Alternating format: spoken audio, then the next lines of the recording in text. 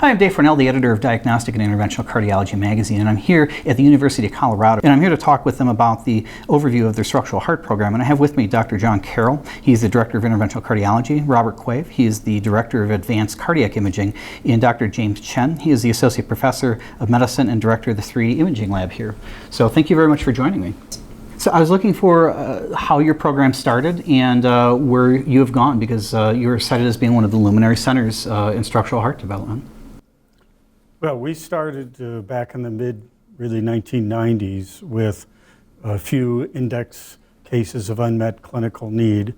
And at that time, the type of procedures we were performing included the mitral balloon commissurotomy, which really was a major transition in interventional cardiology. It introduced us to the valvular world. It showed how trying to emulate the surgical technique could be very successful.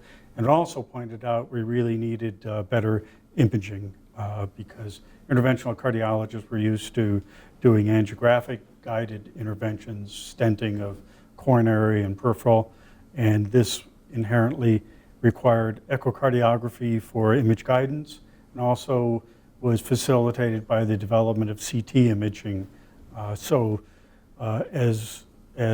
both the kinds of interventions evolved, the kinds of imaging guidance. So we put together a group of individuals epitomized by, first of all, Dr. Chen, an imaging scientist who could develop 3D imaging, could take imaging data sets and make them more useful for the cardiologist, and Dr. Quaife, who is an expert in both CT and echo imaging, who could do both pre-procedure training, but then could come and be the co-pilot, the image guidance.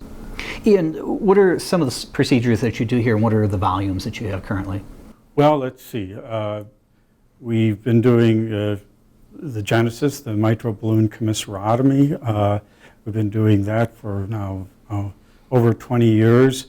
We were doing around 30 procedures a year and evaluating 50. It started dropping off because we've really treated the rheumatic mitral stenosis population more and more, and so now it's more immigrants from areas. PFOs and ASDs, we've performed well over 700-800 of these procedures. TAVR, we're up to about 600 patients we've treated, both commercially and as part of trials. MitraClip, we're a little over 200. We started over 10 years ago in the Everest trial set and then into COAPT. And left atrial appendage has been more recent, and that's where electrophysiology has become very, very involved. Paravalvular leaks, we do maybe 15 to 20 a year, not too common. Is it dealing with Amplatzer devices? We use mainly Amplatzer vascular plugs, but sometimes you have to be more creative with some of those leaks. That gives you a broad overview of and where are we going. Transcatheter mitral valve replacement. We started doing MitraClip a bit in the tricuspid regurgitation space. Boy, do we need further enhancements of both the devices we use and the image guidance. The tricuspid valve, believe it or not, is hard to see. And I hear over and over again really having a good sonographer, echocardiographer in the lab to work in tandem with the team, so you're all on the same page. That's important. And Rob can comment on, it's a different breed of echocardiographers.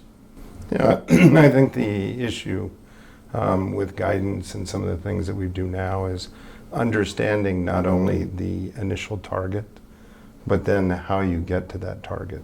And I think that's one of the things that isn't understood. Usually in echo you provide an image and then you use that to decide where you are. In this case, we actually use pre-procedural imaging. We use CT, MR, other things to actually understand what are the relationships to other key structures within the heart. How do we get there from here? What are the things we need to look for and how we do it? So that's been a key piece of developing the program, is understanding all of these other pieces that go into then ultimately guiding the procedure once you get to the cath lab and are actually deploying devices or valves or other things. Do you usually do a pre-procedural workup with a CT scan and echo? We do. I mean, it may be 3D TE echo to look at it and then be able to dissect what's going on there.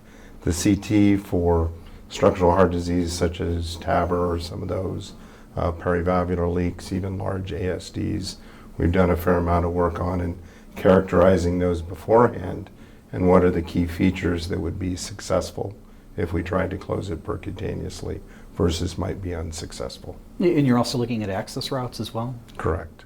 So whether you approach from the IVC, SVC, what's the best place to perform a transeptal puncture? What's the trajectory of that? What's your target? How do you move into that space? And then do it safely, quickly. All of those are important pieces. And Dr. Chen really helped guide us in terms of more than 20 years ago, he started doing 3D reconstruction because most medical images were 2D. So the only way to get 3D was to form a collaboration with an imaging scientist who could transform 2D angio images into a 3D data set so we could start appreciating the 3D structural curves, bifurcation angles, and then also laying it out so we could navigate better. And James, many of the tools he developed in the coronary world then became relevant in the structural world. Yes. Yeah. As Dr. Carroll pointed out, I've been working with him for more than 27 years up to now. So in the beginning, we started with the 3D coronary imaging project, and to create a so-called optimal view, such that physician can use that as a working view in the cath lab to get direct the the C-arm gantry to rotate the gantry arm to the specific gantry angle, and then based on that, they can deliver the stent in a quick way and the reduced and the contrast agent and X-ray dose. So such a concept then can be applied to the structural heart disease that we have been developed for probably more than 4 or 5 years up to now. So the concept is to utilize the CT images as a pre-procedure modality. So then we not only to analyze and evaluate the size of the aortic root, but we also to create an angiography view to predict which working view is the best during the procedure. In addition to that, we also create a calcification based on the 3D rendering technology, such that the physician can take a look what's the relationship between the anatomy versus the calcification, so they can decide what's the best valve size and what's the type of the valve to be selected. In LVOT obstruction, when you start getting into mitral spaces, that's where a lot of this 3D imaging is going now. Yeah. What has your work been on that, and how important is that once you're in the lab? Yeah, that's also very important analysis that we try to perform based on the max or volume valve in the mitral space. So currently we try to, what we're doing is we convert the CT image to a 3D model. And from there, we can calculate the required information, such as the percentage LVOT. Currently, most group utilize just single value, say 200, under the 200, based on the single cross-section.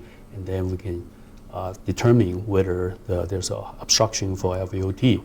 Instead, we're trying to use the complete three-dimensional information and calculate what's the room and the space for the LVOT. So we also currently collaborate with other group. They're doing the flow analysis. So we just think about to have the model generate and then run the flow simulation based on the different type of the device, such as currently we only have SAPIEN 3. And then we can put this valve there and then run the flow simulation to see what's the flow change before and after when the valve is placed. So this is under development with our collaborator, other institution.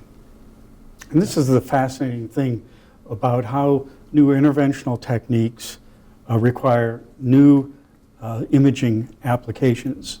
Not just the modality getting better, but the way the data is processed and made into a useful format. So Rob and I, when we're doing the procedure, can have some confidence from pre-procedure image planning that the valve will fit, and that goes down to a whole litany of different interventional procedures. And then with the advancements of imaging, now the device engineers can think, well, we can push a little harder because they can understand these relationships. So this has been the last decade, structural heart disease and the rapid growth in a variety of different areas with all these common themes of improving image guidance, pre-procedure planning, and getting new devices that can do unique things. And to get to that point, because you have the device manufacturers with these new devices, and every interventional meeting I go to, they're introducing something new, or you have an overview of 30 different companies developing mitral transcatheter valves right now. What sort of collaboration has the University of Colorado had with vendors, either with device vendors or with imaging vendors, to get to this point? Well, our first collaboration, as shown here, is internally. People in different groups: basic imaging, clinical imaging, pediatric cardiology, cardiac surgery. That's one thing. Secondly, what we discovered is that to really push into the next generation of image guidance, we needed a partner who was capable of doing the hardware and software in commercial X-ray systems. And so Philips became a key partner who was willing to help us, and we helped them, developing the diagnostic and the interventional imaging that would open the doors for structural heart disease of all different forms. Right, Rob? I mean, Yeah, it's really, we need both. Definitely, and that's been one of the things has been the fusion, if we will, of modalities. And I think that development in both areas, X-ray, in ultrasound, in CT, we sort of put it in concept back about 7 years ago in a video showing all these things merged together. At this point, we probably merged two in one area, two in another. But it's important because you not only see the baseline two-dimensional image, which is important for guidance, but then you start to see tissue, real live tissue at the time you're doing the procedure. And then you can see a skeleton of what the heart is to know the time or the frame in which you're moving. What's the perspective that you actually want to look at, get the best view. And so all of that's been an evolution. We all learn every time we do that. Every time we do a case, we learn something new from it. And I think that's been the most exciting thing, is being able to continually develop things online, tools, items to be able to help us do this better. And how important is using TE, 3D TE for these types of procedures? Because I've had some physicians tell me that if it wasn't for 3D TE, they couldn't do a MitraClip procedure. I think it's important to understand, again, where your target is, how you're going after it, to look at the pathology of not only the whole valve, but individual pieces of the valve, and how we're going to co-opt that with a clip or something like that. I think it's critical to be able to do that. More importantly, then, to judge your effect. Have you done anything? It's really hard unless you can sort of move through the valve with 3D technologies and make sure you've attached both pieces. You know, you aren't angled and causing a greater leak than you started with. So I think it's critical there. I think it's critical in understanding what the pathology is to begin with. I think those are critical pieces. And as far as guidance in the procedure, what's your thoughts? 3D echo transformed the field and much more rapidly than we've seen with other improvements in imaging. You know, new devices come along and a place will acquire them very rapidly. Imaging technology through the capital purchase process always seemed to be a little slower. We were in the Everest 2 trial, and Philips came out with the 3D TEE. We performed here as a live case for TCT, the first 3D image-guided procedure. It was a mitral balloon commissurotomy. And everyone said, wow. And within a year, most of the Everest investigative sites had gotten on board. So that wasn't based on a lot of outcome data showing the improvements. It was based on a lot of just, gee, this has just got such a value to it for various steps in the procedure that it was a no-brainer. The face validity of the technology had such a strong appeal that it really changed the world, I'd say, more than anything else in image guidance in the last decade or two. Have these technologies helped in any way with reducing dose or reducing contrast use in the labs? And I think that's always been one of the lower bars that we can show with 3D coronary reconstruction, that you take two views, you get a 3D reconstruction. Now you can predict the best view. You don't do I'll take a picture there, a picture there, a picture there, a picture there, and then choose the best one for seeing a lesion. You can do that very quickly with a 3D reconstruction without having to do additional angiographic pictures, which exposes the patient to radiation and contrast. So, and that plays out, I think, more now with the world of structural heart disease. The EchoNav with the overlay of ultrasound and X-ray, now we can rotate the gantry with an overlay and pick out the best view for doing a paravalvular leak closure. That has saved time, so much time, that it makes these procedures much more efficient. When we first started doing some of these closures, we would work in multiple views, constantly rotating for an hour or two, trying to get things done.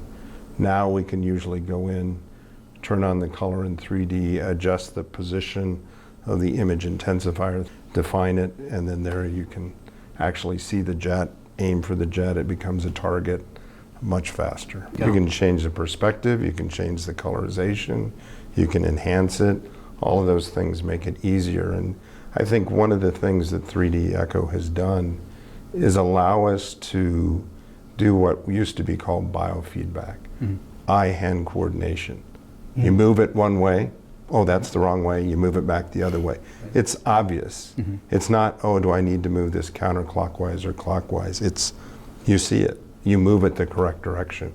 And so that sort of visualization and orientation, I think, really helps all these structural heart disease procedures and interventions. That's such a key point. It's all about performing a procedure through an imaging interface, and so the hand-eye coordination is critical. And yes, some people are just inherently better than others, but boy, it helps a lot if you're presenting the images in a way that's useful for performing certain tasks. And usually these interventions are a series of sequential tasks to perform. And you've got to show the right image for each of those tasks to be performed efficiently to make the hand-eye coordination. But it also gets into the coordination and communication between the guider and the guy pushing the tubes. Because Rob will tell me to turn right, and I got to figure out what does Rob mean by turning right. And so, because I'm out here manipulating things, and so that's where the years of experience we've had working together has helped that communication. And the tools that the imaging companies produce either enhance that or they don't. This is all about making the person's anatomy better understood. And some people like Rob can take 2D slice images from CT or echo and put them together in his mind. I can't. I need these 3Ds because they really give me a data set that's much more natural to the human visual system. We understand 3D. Like, look at that. If this is a 2D projection image, you never understand how deep the iliacs dive into some person's pelvis and then come out to form the aorta. And then you see the calcification, and you understand so much in the way an image data set is presented in a format like this. But I think it also is key that you see the relationships and the relief, if you will. It's looking at one of the old relief maps of the mountains where you actually see topography. That's what we're doing. We're seeing the relief of vessels, structures, things like that that allow us to judge relationships, how close we're to one structure versus another. Where do we need to be? How do we move into this space? And I think that's what 3D provides you. It's not just a tool to visualize pretty pictures, but how can you use the relationships, the definition of one structure versus another, to use it to your advantage. And that's, I think, what we do in both CT worlds and 3D TE worlds, and then many of the other things we do. But we can now sort of define lines. We'll set up center lines to say we want to go this trajectory, and you go in that position to be able to get the best view. Those are all things we can now do that we didn't used to do 10 years ago. Well, thank you very much for your time. Thank you.